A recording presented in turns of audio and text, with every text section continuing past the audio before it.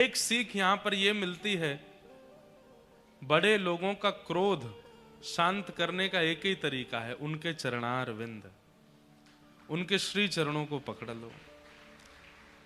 हम आपसे निवेदन करते हुए कहते हैं, कितने भी क्रोध में क्यों ना हूं, यदि आप उनके चरण स्पर्श कर लेंगे, चरणों का आलिंगन कर लेंगे, चरणों में लेट जाएंगे, अगर उनका स्वाभाविक क्रोध होगा तो वो शांत हो जाएंगे। और कहीं ईर्ष्या में भर करके, मद में भर करके कोई व्यक्ति क्रोध कर रहा हो और आप उसके चरण पकड़ रहे हैं, फिर भी वो अपना क्रोध शांत ना करे, तो समझ जाना कि इस व्यक्ति का क्रोध इसका नाश करेगा।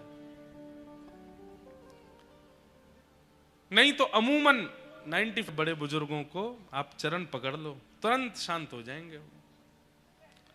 बलराम जी तो सब गुस्सा भूल गए, ठाकुर जी को उठाया, हृदय से लगाया, अरे लाला तू काय को चरणन में प्रणाम करे, अरे मोह तो तेरी बड़ी याद आ रही, लाला तू स्वस्थ तो है ना, इतना बड़ो महाभारत युद्ध भयो तो को खरोच तो नहीं आई। ठाकुर जी बोले, नहीं भैया मैं ठीक हूं।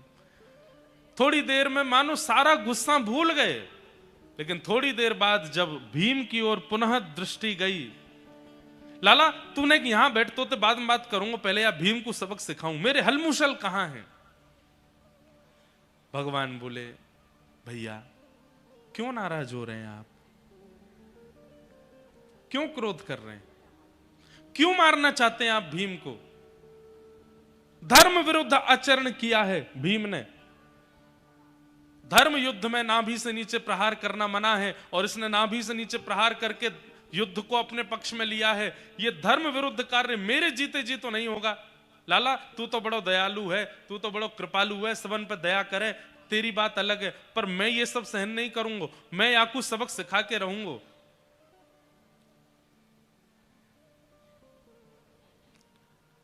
ठाकुर जी बोले, नाभि से नीचे प्रहार करना अधर्म है, हाँ, और इसीलिए आप आए हो यहां पर। बोले जी। भगवान बोले, तो फिर अबला नारी, रजस्वला नारी भरी सभा में निर्वस्त्र की जा रही हो, यह कौन सा धर्म है।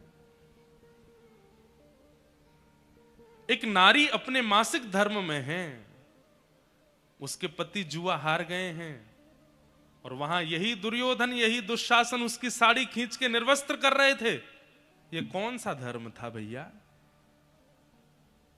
बलराम जी निर्वाक हो गए, और यदि वह धर्म अधर्म था तो वहां आप क्यों नहीं आए दुर्योधन का शिरच्छेदन करने के लिए, वहां आप क्यों नहीं आए दुशासन के हाथों को काटने के लिए।